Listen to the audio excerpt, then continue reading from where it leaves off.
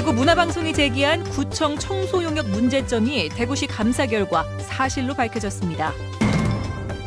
오늘은 장애인의 날입니다. 장애 학생의 걱정거리는 일자리였는데 장애 학생들로 구성된 학교 기업이 성과를 거두고 있습니다. 장애인 차별금지법이 시행된 지 8년이 됐지만 진료나 대출이 장애를 이유로 거부당하는 등 차별이 여전합니다. 잇따른 FTA 체결에 따른 우리 농업의 과제를 다룬 FTA 극복 시리즈를 마련했습니다. 오늘은 첫 순서로 농업 전문 인력 육성의 필요성을 짚어봅니다. 네, 시청자 여러분 안녕하십니까? 대구 경북 소식 전해드립니다. 지난해 구청의 청소 용역 문제점을 연속해서 보도해드렸습니다. 보도 이후 대구시가 감사를 했더니 의혹들이 대부분 사실로 밝혀졌고 문제가 됐던 용역업체는 계약이 해지됐습니다. 하지만 억대 임금을 체불한 이 업체가 폐업 움직임을 보이고 있어 직원들이 반발하고 있습니다. 윤영균 기자가 취재했습니다. 대구 남구의 생활 폐기물 용역업체가 10명이 근무한다며 구청에서 돈을 받고 있는데 실제로는 8명만 근무한다는 의혹을 받고 있습니다.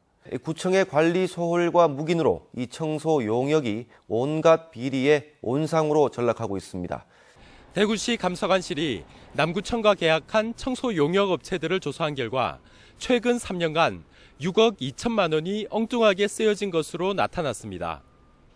4개 업체 모두 문제가 됐는데 직원들에게 4억 3천만 원을 돌려주고 구청이 6,700만 원을 돌려받는 한편 관리 감독을 소홀히 한 구청 공무원 5명을 징계하라고 결론 냈습니다.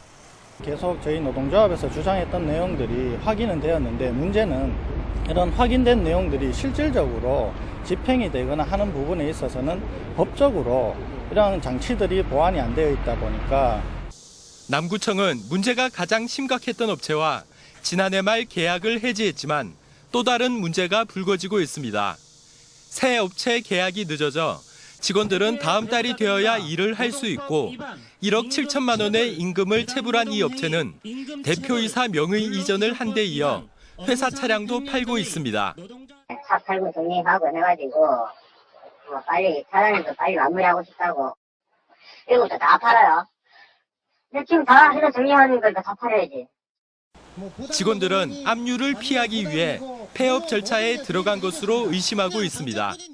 곧 폐업할 것 같아요. 폐업하고 나면은 그 법인으로 돼 있기 때문에 저희들 어디 가서 하소연할 데가 없습니다, 지금. 한편 부당노동행위 혐의로 조사를 벌였던 대구지방고용노동청은 지난달 해당 업체 사장을 구속 의견으로 검찰에 송치했습니다. MBC 뉴스 윤용균입니다. 오늘은 36주년 장애인의 날입니다. 장애인 차별금지법이 시행된 지도 올해로 8년이 됐는데요. 예전보다 나아졌다고는 하지만 장애를 이유로 진료나 대출이 거부당하는 등 차별은 여전합니다. 김은혜 기자입니다. 뇌병변 장애 1급인 이진경 씨는 충치 치료를 위해 치과 2군데를 다녔지만 결국 발길을 돌려야 했습니다. 기계가 돌아가는데 움직임이 조금이라도 있으면 움직임은 이제 불편 문제다. 고기를 잡거나 이렇게 하면 그게 한계가 있어요. 우리 치과에서는 처음 볼 것 같아요. 대구의 한 곳뿐인 장애인 구강검진센터도 짧게는 6개월을 기다려야 하니 답답한 심정입니다.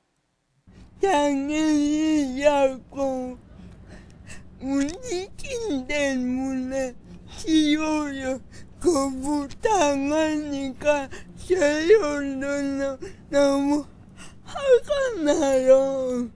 이가 아픈 상태인데도 참고 있어요. 수화통역인 원주희 씨는 한 농아인을 대신해 인권위에 진정을 접수했습니다. 정부가 지원하는 서민대출 상담을 위해 전화를 했지만 대출이 거부됐기 때문입니다.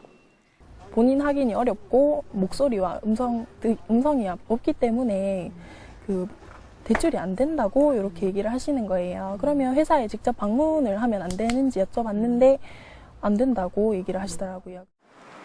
장애인 차별금지법이 시행된 지 8년이 지났지만 해마다 인권위에 접수되는 차별 진정은 되레 늘어나는 등 차별은 여전합니다. 정보통신 이용, 의사소통 불편, 시설물 접근 제한 등 사회생활을 위한 기본적인 영역에서 차별이 더욱 심한 것으로 나타났지만 법을 어겨도 실효성 있는 처벌이 없습니다. 8년이 지난 오늘까지도 근데 건물에 턱이 있어서 들어가지 못하거나 식당에서 거부당하거나 이런 일들이 이제 벌어지고 있고요. 좀 안타깝기도 하고 화가 나는 부분이 있기도 합니다. 장애인의 사회 참여가 증가하고 권리의식은 높아지고 있지만 장애를 바라보는 사회적 인식과 기반은 아직도 미흡하기만 합니다. MBC 뉴스 김은혜입니다. 장애 학생이 있는 가정의 가장 큰 걱정 가운데 하나가 바로 졸업 뒤 일자리 구하기라고 합니다. 이런 고민을 덜어주기 위해 시작된 장애 학생들로 구성된 학교 기업이 성과를 거두면서 주목받고 있습니다. 조재한 기자가 소개합니다. 청각장애 학생들이 대학 기숙사에서 가져온 이부자리를 모아 세탁하고 있습니다. 세탁기가 돌아가는 옆으로는 운동화를 손빨래합니다. 정신지체 장애인들은 재단한 사무용지를 한 묶음씩 정리하고 비닐 포장까지 마무리하며 상품으로 내놓습니다. 저는 건지 작업하고 또 추린 작업하고 박스도 포장하고 바로 종이에다 놓고 박스 쌓고 합니다. 이는 안 힘들고 열심히 하고 있습니다. 설립 5주년을 맞은 학교 기업 성산. 정신지체와 청각장애, 정서장애, 시각장애, 지체장애까지 5개 특수학교가 장애 학생들을 위해 함께 만든 기업입니다. 장애 특성에 맞춰 사무용지 포장과 선물용품 제작, 세탁, 베이커리, 카페 등 7가지 일을 하고 있고 연간 매출만 6억 원이 넘습니다. 졸업생 11명은 정식 취업해 어엿한 사회인이 됐고 지체장애 가족이 운영하는 카페는 학교 울타리를 넘어 2호점까지 내며 자리 잡아가고 있습니다. 기업이라고 하지만 일반 기업인과 그 경쟁력에서는 많이 뒤집니다. 사회인으로서 어쨌든 자리매김할 수 있으려면 어떤 방식으로든지 그 지원이 지역사회의 지원과 교육청의 지원이 지속적으로 있어져야. 몸이 불편하거나 정서적 장애를 가진 학생들이 학교 기업을 통해 지역 사회와 더불어 살아가는 자리분으로 성장해가고 있습니다. MBC 뉴스 조재한입니다. 제36회 장애인의 날 기념식이 오늘 대구 시민체육관에서 열렸습니다. 해피투게더 함께 걷는 우리라는 주제로 열린 장애인의 날 기념식에서는 천미정 씨가 대구시장상을 받는 등 유공자 표창과 건강 상담, 보장구 무료 수리 등 다양한 행사가 열렸습니다. 한편 대구 국제보상운동 기념공원에서는 4.20 장애인 차별철폐 대구투쟁연대가 장애인 생존권 확보 결의 대회를 열었습니다. 이들은 대구 지역 장애인의 현실을 알리고 장애인 집단시설 폐쇄와 발달장애인 자립생활 보장, 24시간 활동 지원 등을 대구시에 요구했습니다. 총선이 끝나자 새누리당 후보를 도왔던 무소속 지방의원들의 새누리당 복당 신청이 줄을 잇고 있습니다. 그런데 복당 승인 여부는 지역에 따라 엇갈리는 양상입니다. 홍석준 기자가 취재했습니다. 최근 청송과 의성의 무소속 지방의원 4명이 새누리당에 복당했습니다. 김재원 의원의 지역구 출신이지만 경선에서 상주 출신의 김종태 의원을 도와서 재선으로 이끌면서 복당이 결정됐습니다. 반면 영주와 문경 지역 지방의원 4명의 복당 심사는 차일피일 미뤄지고 있습니다. 이들은 이한성, 장윤석 두 현역 의원을 두른 최교일 후보 캠프에 참여했습니다. 이렇게 복당 승인이 현역 의원의 당락에 따라 엇갈리면서 그 배경에 관심이 모아지고 있습니다. 권한과 지위를 이용한 자의적 판단으로 입당 절차를 가로막거나 복당 절차를 저해하는 행위들에 대해서는 제도적으로 보완이 시급하다라고. 복당 심사에는 지역 당협위원장과 도당위원장의 의견이 크게 반영되는 것으로 알려져 있습니다. 이에 대해 새누리당 경북도당은 복당 심사는 신청자 이력 등 다양한 요소를 꼼꼼하게 살피게 된다면서도 정확한 심사 시기에 대해선 말을 아꼈습니다. 지방의원들의 복당은 2년 뒤 지방선거 구도와 공천 과정에도 영향을 미치는 만큼 투명하고 예측 가능한 기준이 마련돼야 한다는 지적입니다. MBC 뉴스 홍석준입니다. 오늘은 절기상 곡식에 이로운 비가 내린다는 고구입니다. 요즘 기온도 올라 경북에서는 벌써 모내기가 시작됐는데요. 지금 모내기를 하는 조생종 벼는 일반 벼보다 한 달 정도 빠른 한여름에 햅쌀을 수확할 수 있습니다. 김건혁 기자가 모내기 현장 다녀왔습니다. 이항기가 지나는 뒤로 파릇한 모가 줄지어 뿌리를 내립니다. 오늘 심은 조생종 모는 해담입니다. 지난해보다는 일주일, 일반 농가들보다는 한 달 이상 빠른 모내기입니다. 쌀값이 없으니까 좀 일찍 해서 좀 높은 가격을 이제 받을 수 있도록 또 후작으로 이제 사료작물을 들어갈 수도 있고. 이른 모내기 덕분에 한여름인 8월 15일 이전에 수확이 가능합니다. 추석 햅쌀 시장을 겨냥해 농협이 5년 전부터 농민들과 함께 전략 재배를 시작했고 8.15 광복살 브랜드로 시장을 선점했습니다. 벼 재배 기간을 이렇게 분산함으로써 우리 농가들의 그 벼 쌀의 값을 제대로 받을 수 있는 이러한 이유 때문에 경북의 조생종 벼 재배는 전체 쌀의 약 11%를 차지하며 매년 조금씩 늘어나고 있습니다. 쌀 소비 감소와 시장 개방으로 농가의 씨름이 깊어지는 가운데 햅쌀 생산이 활력소로 주목받고 있습니다. MBC 뉴스 김건혁입니다. 경상북도는 오늘 오후 경북도청에서 김관용 도지사 등 500여 명이 참석한 가운데 한옥 모델 공개 선포식을 열고 기역, 디귿, 미음자형을 기본으로 설계된 32개의 표준 모델을 공개했습니다. 경북형 한옥은 전통 한옥의 멋을 계승하면서도 공사기간 단축과 함께 건축비를 3.3제곱미터당 600만 원대로 낮췄으며 주방과 욕실 등 내부는 현대시설로 했습니다. 자유무역협정 FTA가 잇따라 체결되면서 우리 농업이 위기를 맞고 있습니다. 급변하는 환경 변화에 어떻게 대응할지 그 해법을 알아봅니다. 오늘 첫 순서로 농업 전문 인력 육성의 필요성을 짚어봅니다. 박재형 기자입니다. 울산에서 직장 생활을 접고 5년 전 고향인 영천으로 돌아와 사과 농사를 짓고 있는 36살 이재열 씨. 이 씨는 좀 더 체계적인 농사 기법과 외국 정보 등이 아쉽던 차에 경북 농민사관학교의 문을 두드렸고 적지 않은 도움을 받았습니다. 좀 선진된 기술들을 쉽게 이렇게 접할 수 있는 기회가 되기 때문에 저는 상당히 이런 농민사관학교 교육이 앞으로 우리 농민 이렇게 농업의 미래에 이렇게 희망을 더해줄 거라고 저는 믿고 있습니다.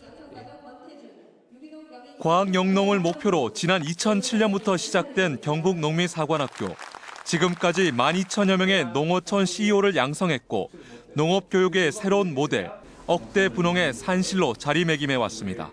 농업인에게도 2차, 3차 산업을 영위할 수 있는 능력을 갖도록 가르치고 교육을 시키고 농업인 스스로도 거기에 적응하기 위한 노력을 해야 된다는 거죠. 그래서 농민사관학교와 같은 교육기관의 중요성이 과거 어느 때보다 더 커지고 있는 겁니다. 농가 인구가 16년 전보다 32% 줄고 65세 이상 농가 인구 고령화율이 42.7%로 전국 최고 수준인 경상북도. 여기에다 각종 FTA 체결로 수입 농산물마저 쏟아져 들어오면서 우리 농업은 위기를 맞고 있습니다. 이런 위기를 극복하기 위해선 농업의 체질 개선이 시급하고 그 핵심은 농업 전문 인력의 양성과 이를 통한 부가가치의 확대일 것입니다. 이 때문에 농민사관학교와 같은 수요자 중심의 특화 교육에 대한 농민들의 관심과 요구도 커지고 있습니다. 농민사관학교의 교육 내실화를 비롯해 이수인력에 대한 평생학습을 연계하는 등 지속적인 교육 과정을 구축하는 것이 앞으로 남은 과제입니다. MBC 뉴스 박재영입니다. 무소속 유승민 의원의 새누리당 복당이 새누리당 내분으로 당분간 어려울 것으로 전망됩니다. 유승민 의원 복당 문제는 새로 구성될 비대위가 결정할 것으로 알려졌지만 총선에서 나타난 새누리당에 대한 반발 여론을 의식해 당장 결론을 내리지 않을 것이라는 전망도 나오고 있습니다. 새누리당은 최고위원들이 총선 참패의 책임을 지고 전원 사퇴함에 따라 다음 달 초쯤 원내대표를 선출한 뒤 새로 선임된 원내대표를 비상대책위원장으로 추대할 방침인 것으로 알려졌습니다. 제20대 총선의 대구 경북 당선자와 함께하는 대구 경북 발전 결의대회가 여야 무소속 당선자와 지역 각계 대표들이 참석한 가운데 오늘 저녁 엑스코 인터블고 호텔에서 열렸습니다. 국회의원 당선자를 비롯한 참석자들은 서로 상견례를 나눈 뒤 지역 경제 활성화와 대구 경북 상생 등 지역 발전을 위해 협력할 것을 다짐했습니다. 올해 첫 대구 시민 원탁회의가 오늘 저녁 프린스 호텔에서 열렸습니다. 오늘 대구 시민 원탁회의에서는 대구시 관계자와 시민 500여 명이 참석한 가운데 대구 시민 복지 기준 이거 어때라는 주제로 시민들의 누려야 할 복지 기준과 복지 사업 방향성에 대해 토론을 벌였고 대구시는 수렴된 의견을 시정에 반영할 예정입니다. 또 최저임금 적정 여부와 적정 생활임금 등 생활임금제와 관련된 토론도 이어졌습니다. 어제 저녁 7시 40분쯤 김천시 삼락동 김천시민운동장 진입로에서 운동장 방향으로 달리던 우모 여인의 승용차가 진입로에 있던 23살 반모 여인 등 3명을 치었습니다. 이 사고로 반 씨가 숨졌고 22살 소모 씨 등 2명은 중경상을 입고 인근 병원으로 옮겨져 치료를 받고 있습니다. 반 씨 등은 김천대에 다니는 중국 유학생들로 알려졌는데 경찰은 정확한 사고 경위를 조사하고 있습니다. 2016 세계평화 기자포럼 참가를 위해 한국을 찾은 해외 언론인 70여 명이 오늘과 내일 이틀간의 일정으로 경상북도 신청사 일대를 방문하고 있습니다. 유럽과 남미 등지에서 참석한 49개국 70여 명의 언론인은 서울에서 한반도 비핵화와 언론의 역할에 대해 회의를 마친 뒤 경북도청 신청사를 비롯해 유망 중소기업, 하회마을, 고성 이씨 종택인 임청각 등을 둘러봅니다. 20대 총선 대구 수성갑에서 당선된 더불어민주당 김부겸 당선인이 더민주 지역구 당선인 가운데 가장 많은 표를 얻은 것으로 나타났습니다. 더불어민주당에 따르면 김부겸 당선인의 득표수는 84,911표로 전국의 더민주 당선인 110명 가운데 가장 많았고 득표율은 62.3%로 경남 김해을, 김경수 당선인 62.38%에 이어 두 번째로 높았습니다. 특히 차점자와의 표 차이도 33,536표로 전국에서 가장 큰 격차를 기록했습니다. 대구 달성경찰서는 사실혼 관계에 있는 40대 남자를 흉기로 찌른 혐의로 41살 이모 여인을 긴급 체포해 조사하고 있습니다. 이 씨는 오늘 새벽 1시쯤 대구시 달성군 화원읍의 한 주택에서 미리 준비한 흉기로 47살 A씨를 3차례 찌른 혐의를 받고 있습니다. 경찰은 이 씨를 상대로 정확한 사건 경위를 조사하는 한편 구속영장을 신청할 예정입니다. 오늘 새벽 3시 10분쯤 대구시 동구 신천동에 있는 아파트 2층에서 불이 나 내부를 모두 태우고 집안에 있던 59살 장모 씨가 화상을 입어 병원에서 치료를 받고 있습니다. 경찰과 소방당국은 정확한 화재 원인을 조사하고 있습니다. 경북지식재산센터는 경북의 전략산업인 3D 프린팅 관련 기업을 대상으로 지적재산 지원 사업을 펼칩니다. 네, 지금까지 대구 경북 소식 전해드렸습니다. 시청해주신 여러분 고맙습니다.